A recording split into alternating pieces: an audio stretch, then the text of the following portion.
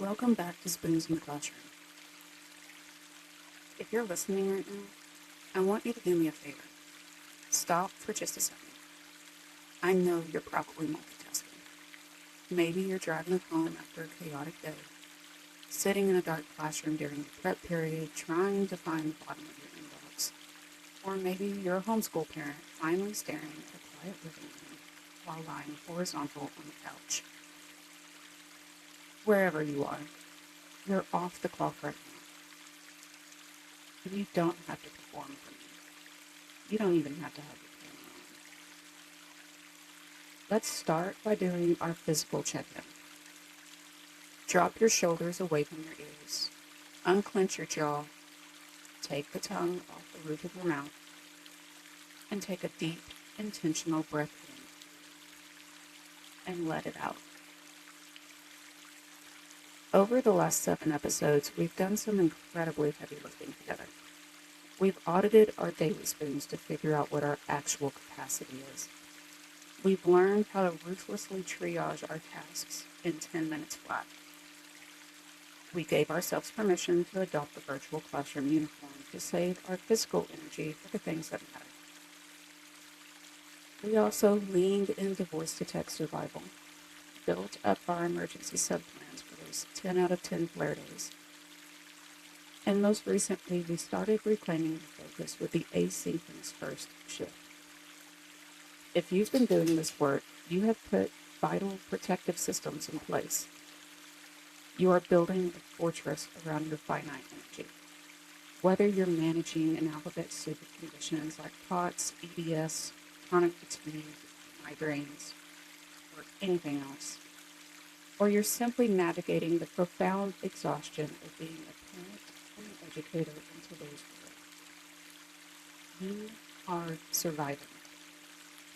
But today we have to talk about the Trojan horse. We have to talk about the one thing that will tear down those beautiful boundaries faster than anything else. We have to talk about the guilt spoon.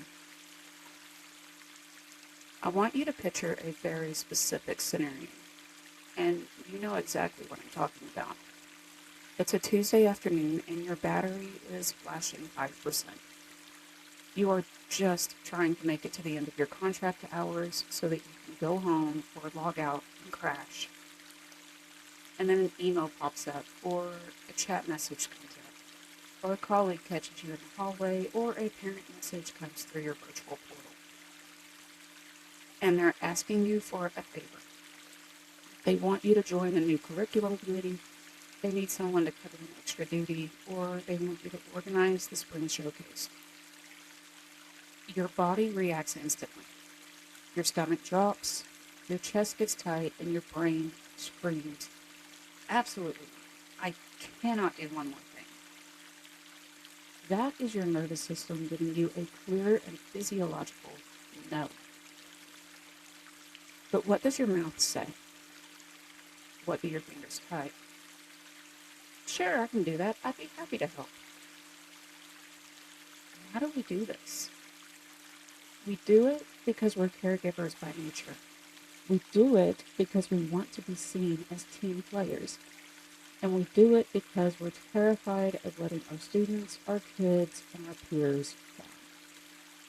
But here is the devastating reality of that force. Yes. When you agree to do something that you do not have the physical or mental capacity for, you don't just pay for it once. You end up paying the guilt spoon tax. First, you spend the guilt spoon worrying about the task for 3 weeks before it's even due.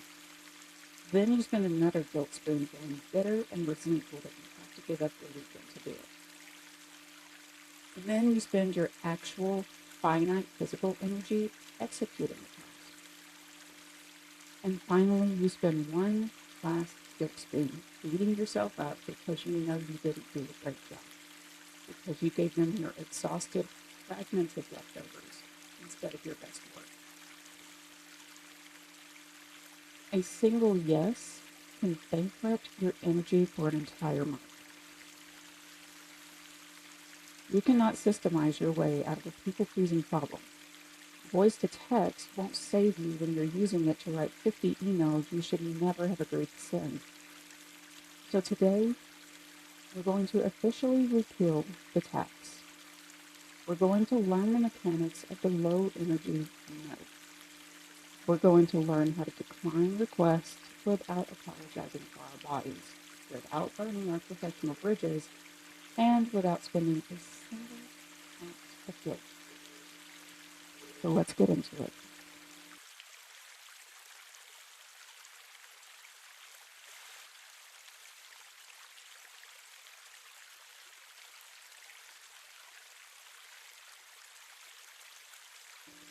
So how do we stop paying this guilt spoon tax? The first step is figuring out where the funds are actually going. We have to identify your relational leaks.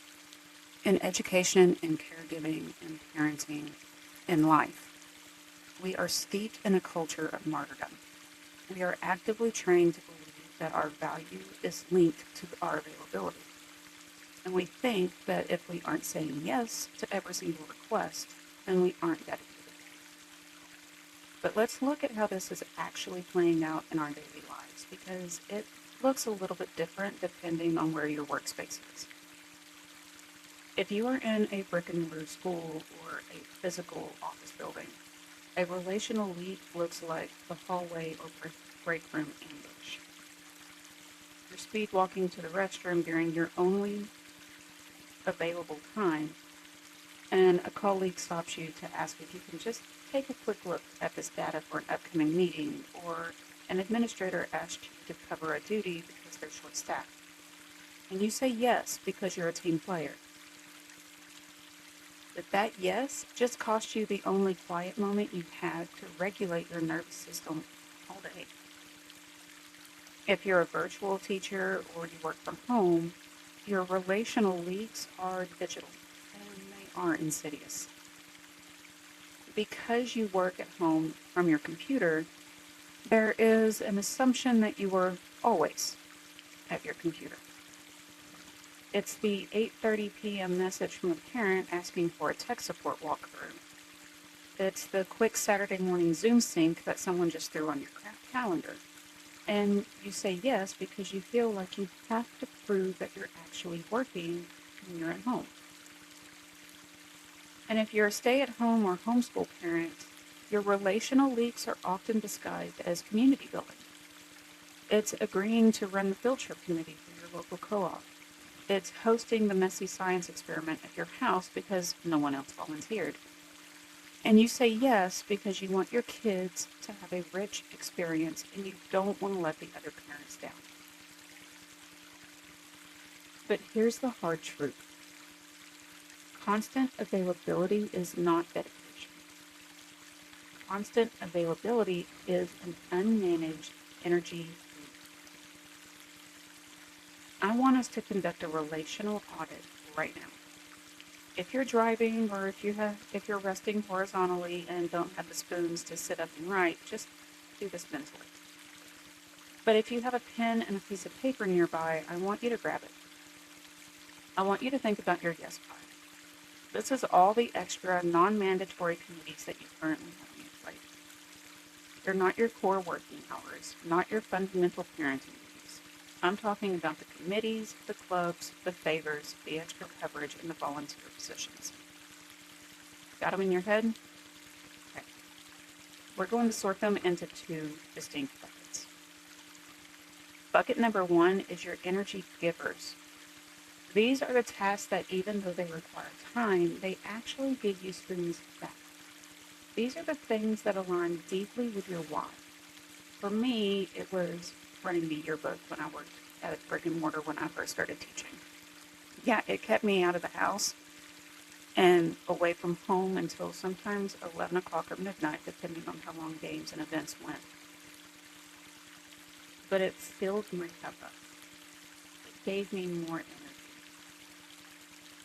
So for you, maybe it's mentoring a specific student who finally had a breakthrough. Maybe you're running the drama club, and even though rehearsal goes until 5 p.m., watching those kids perform fills your emotional cup to the brim. Maybe it's a curriculum design project where you finally get to be creative.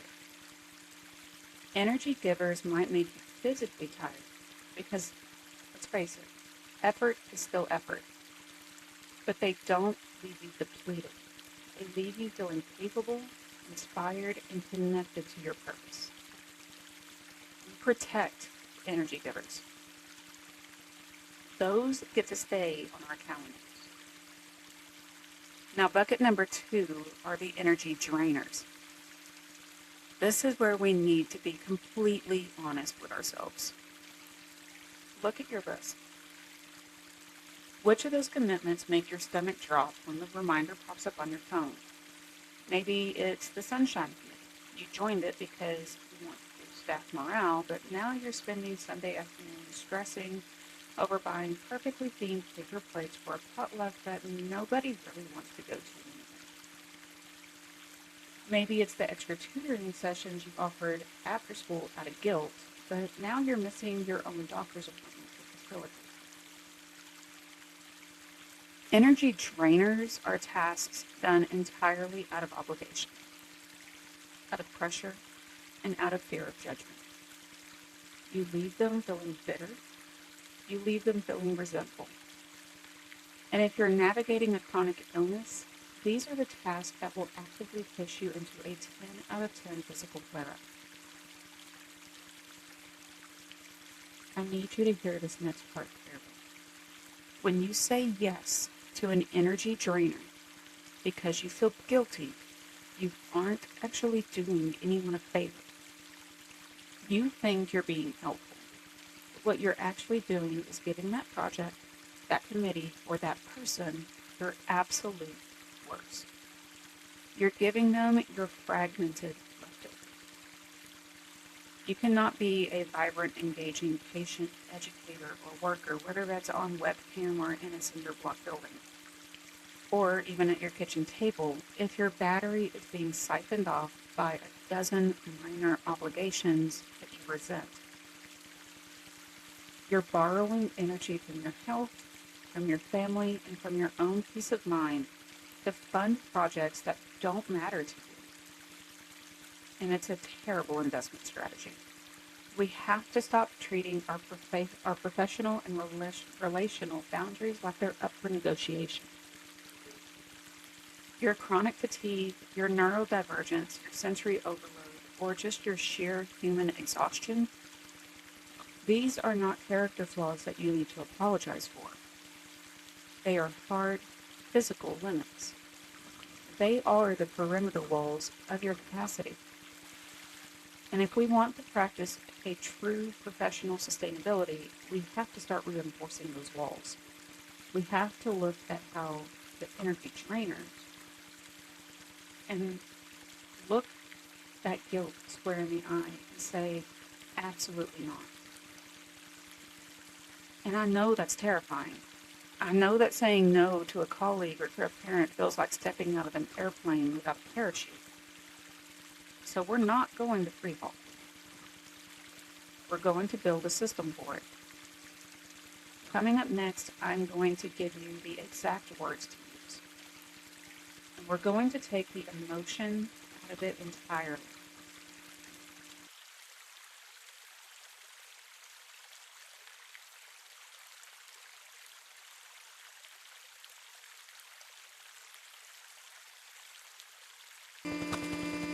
Okay, it's time to build up our toolbox. We've identified where your energy is leaking, but now we need to patch up those holes. And I know exactly what's happening in your head right now. You're thinking, yeah, Teresa, that sounds great in theory, to say no to my administrator or my co-op board, but you don't know my workplace. If I just say no, I'm going to look lazy, or I'm going to get a bad evaluation, or people will talk about me behind my back. And I hear you. The anxiety of saying no is a real physiological event. Your heart rate spikes, your palms sweat, and your brain starts racing to find a believable excuse. But do you want to know why saying no feels so terrifying? It's because we usually script our no's with defense, apologies, and little white lies. We say things like, oh, I would love to, but I'm just so crazy busy this week, and my kid has soccer, and I have a doctor's appointment, so I don't think I can right now. Did you hear what I just said? You didn't set a boundary.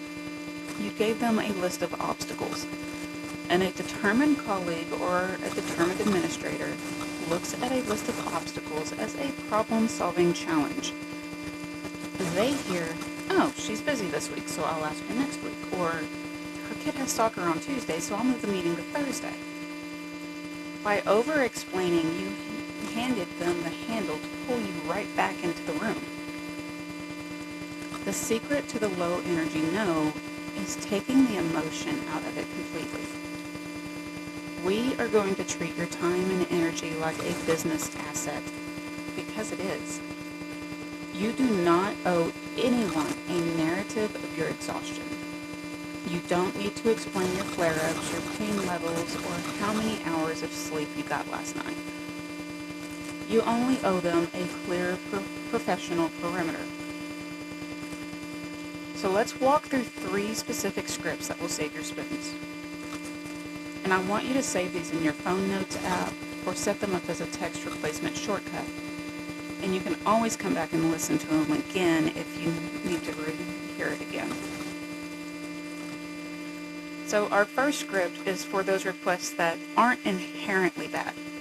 Maybe it's a project that you actually find interesting or a committee that you wouldn't mind serving on eventually. But your current spoon bank is completely bankrupt. So let's say a colleague messages you or catches you in the break room or sends you a chat message and says, hey, we're putting together a task force to redesign the online parent orientation module. We really need your input. Your stomach drops. Your current capacity is at 0. So here's your script, the not right now script. Send back, thank you so much for thinking of me for this. I'm currently in a high capacity period with my core deliverables and cannot take on new projects right now. But I would love to revisit this with you ahead of the spring term. Let's break down why this script is pure magic. First, you use the phrase high capacity period. Let that roll around in your mind for a second. It sounds corporate, it sounds authoritative, and it's completely indisputable. It doesn't say, I'm too tired. It says, my matrix is full. Second, you use the term core deliverables. In education, our core deliverable is teaching. And it's teaching the students directly in front of us. Everything else is an add-on. By referencing your core deliverables, you are subtly reminding them that you are prioritizing your actual job over their side quest.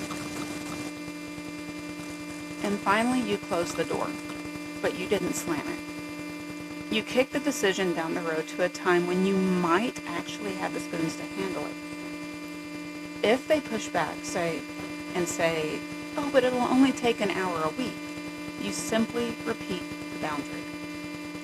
I wish I could, but my capacity for extra projects is locked in for this term. Let's touch base in January. And then end the discussion.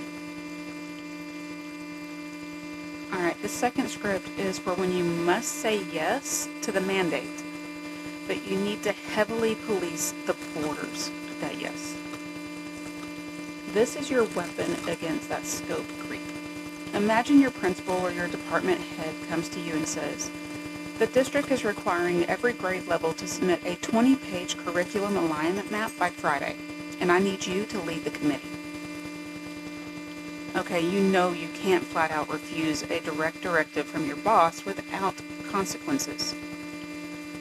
But if you take on the leadership of that committee, you're going to spend 10 spoons you don't have coordinating schedules, managing personalities, and sitting in long meetings. Here's how to execute the bounded response. I can absolutely ensure that our grade level data is compiled and formatted for the report, but I will be unable to take on the chairperson role or attend the weekly sync meetings due to my current workflow structure. Let me know who's leading it, and I'll ensure that they get my data by Thursday morning. So what did we do here? We didn't give an aggressive no to your boss. You said an optimized yes. You stepped up to do the deep, quiet, independent work, the data compression, which you can do that asynchronously at your own pace from your couch while wearing your virtual uniform. But you completely opted out of the performative, energy-sucking theater of leading the committee and sitting in endless meetings. You defined exactly what you're willing to give, and you drew a hard line around the rest. You're offering a B+ contribution that protects your health, rather than an A+ sacrifice that lands you in bed for a week. Okay, our third and final script is for the things that you have zero intention of ever doing. The things that are pure energy drainers and carry no professional benefit for you and make you feel resentful just thinking about them.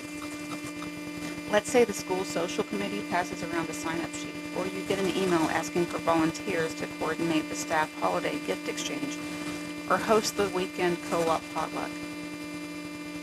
You don't want to do this. You don't have the physical spoons to buy gifts, clean your house, or coordinate a menu, but the social pressure is super thick. Here is your hard pass. It's a strategic delegate. I so appreciate you reaching out and trying to get this organized. I don't have the bandwidth to give this project the attention it deserves right now, but have you considered asking Sarah or Mike? They always have such fantastic ideas for community events. This is the ultimate judo move of boundary setting. You take the momentum of their request and smoothly pass it to someone else while making it sound like a compliment to the entire room. You didn't say, I hate the holiday exchange. You said, I can't give this the attention it deserves. That frames your no as an act of quality control, and you're basically saying, I care so much about this that I refuse to do a bad job at this fake task. And then you immediately redirect their attention to someone who might actually find that task to be an energy giver. You get off the hook, the task still gets done, and you didn't spend a single guilt spoon to make it happen. Now, before we move out of this segment, I want to establish a foundational law for our low spoon community. From this day forward, we are implementing a strict no apology policy for our capacity. Go back and look at those 3 scripts. Listen to them again if you need to. And notice what word is completely missing from every single one of them.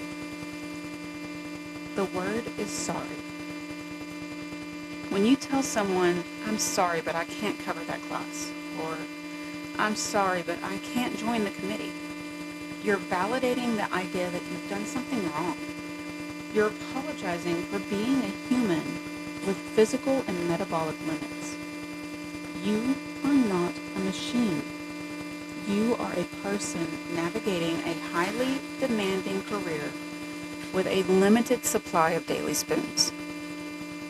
Guarding those spoons so that you can show up for your students in your own life isn't something you need to apologize for. It's your responsibility. The next time you type out a refusal, I want you to write it down and look at it, and then ruthlessly backspace over the words, I'm sorry. Replace them with, thank you for understanding. Shift the weight of the boundary from your guilt to their professionalism and let them hold the line with you.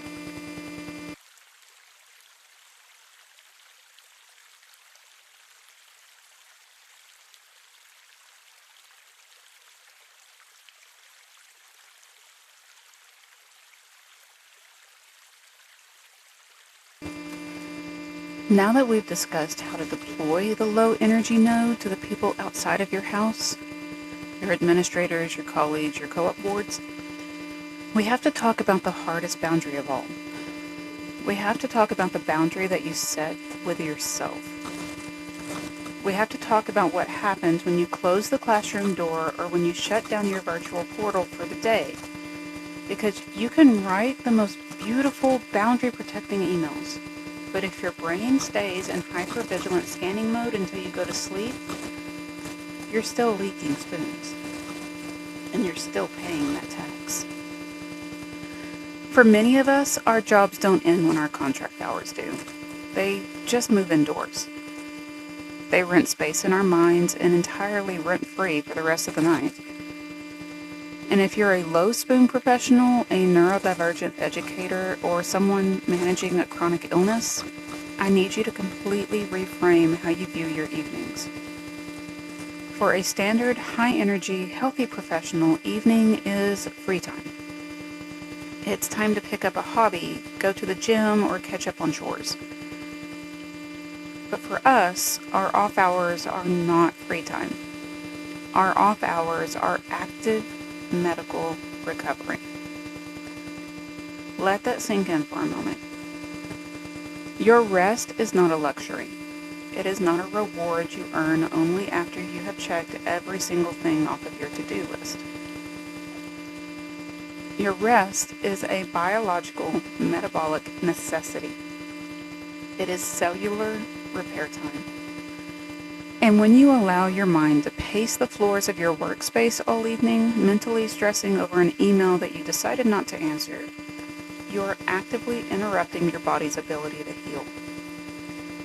You are keeping your nervous system trapped in a fight or flight response. And you are guaranteeing that you will wake up tomorrow with fewer spoons than you have today.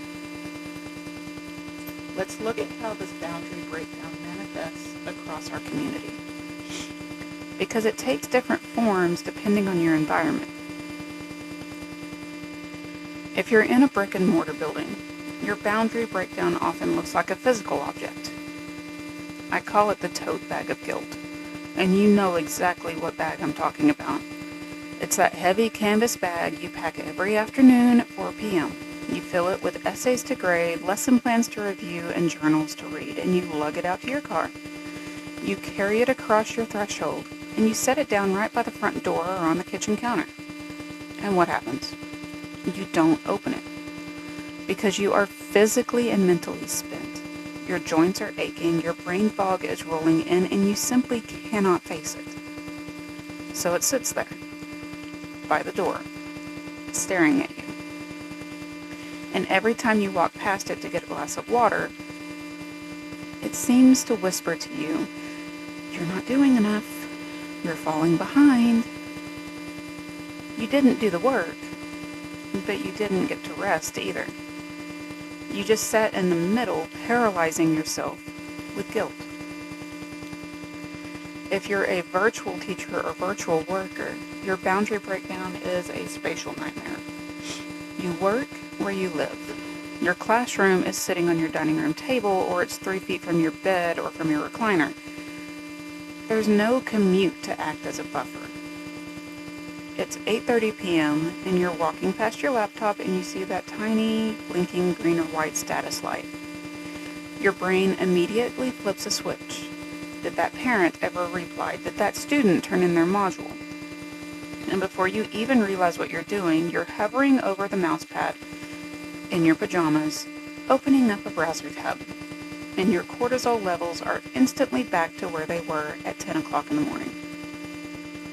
You have completely erased the line between you, the professional, and you, the human being. And if you're a stay-at-home or homeschool parent, your boundary breakdown is arguably the most complex because your workplace is your home and your clients are your family. The kitchen table is where you teach fractions at 11 a.m. and where you serve dinner at 6 p.m. There's no bell that rings to tell you that school is out. And because of that, you stay in instructor mode or manager mode all day and all night, constantly tracking cleanup schedules, lesson progressions, and household logistics until your brain feels like it has 40 opened browser tabs that you simply can't close. So how can we fix this? If the environment won't give us a natural boundary, then we have to manufacture one. We need a ritual of disconnection. There is a physical, sensory, or auditory anchor that signals to your deep subconscious nervous system that the professional version of you is dead and buried until tomorrow morning.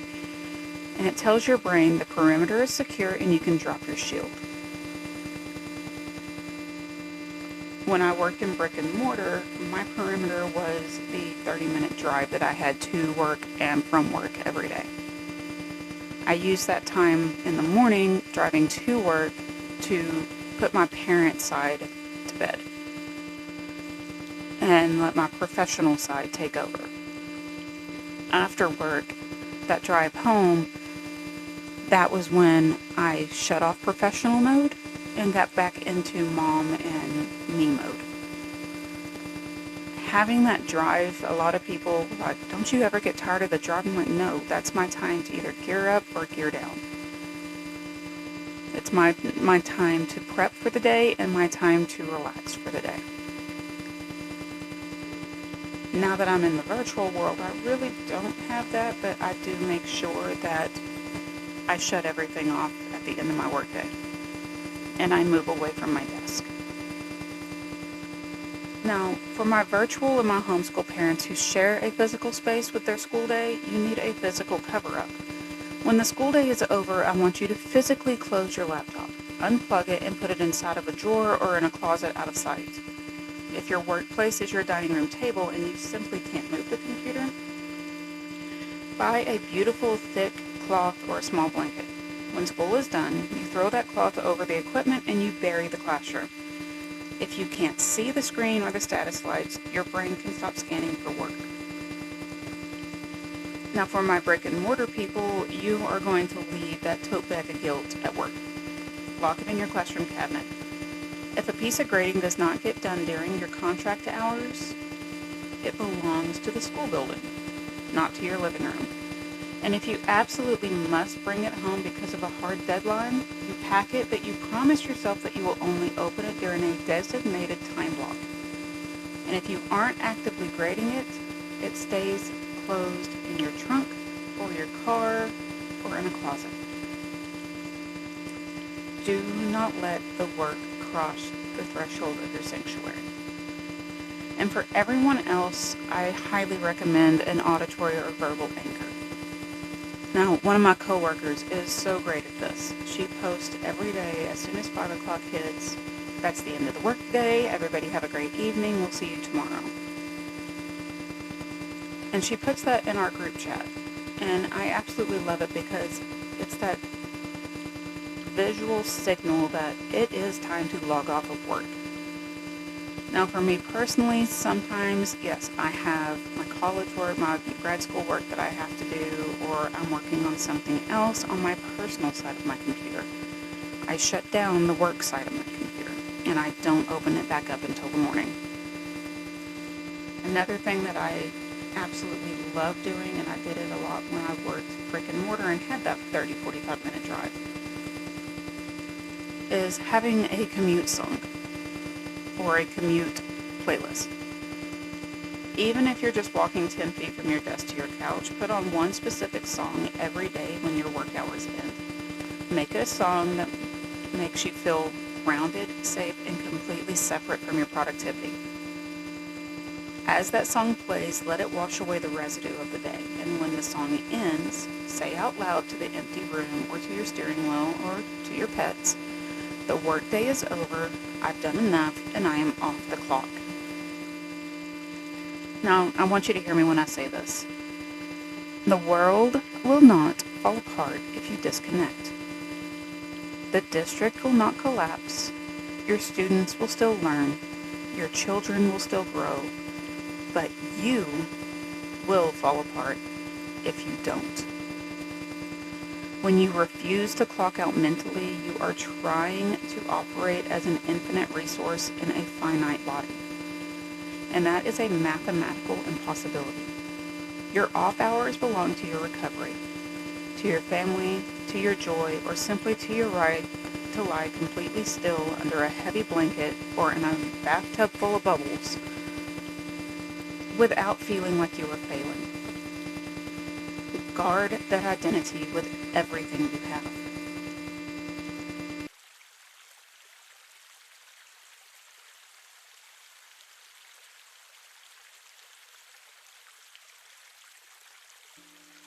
Welcome back to Spoons in the Classroom. If you're listening right now, I want you to do me a favor. Stop for just a second. I know you're probably multitasking. Maybe you're driving home after a chaotic day, sitting in a dark classroom during your prep period, trying to find the bottom of your inbox. Or maybe you're a homeschool parent, finally staring at a quiet living room while lying horizontal on the couch. Wherever you are, you're off the clock right now. You don't have to perform for me. You don't even have to have your camera on. Let's start by doing our physical check-in. Drop your shoulders away from your ears. Unclench your jaw. Take the tongue off the roof of your mouth.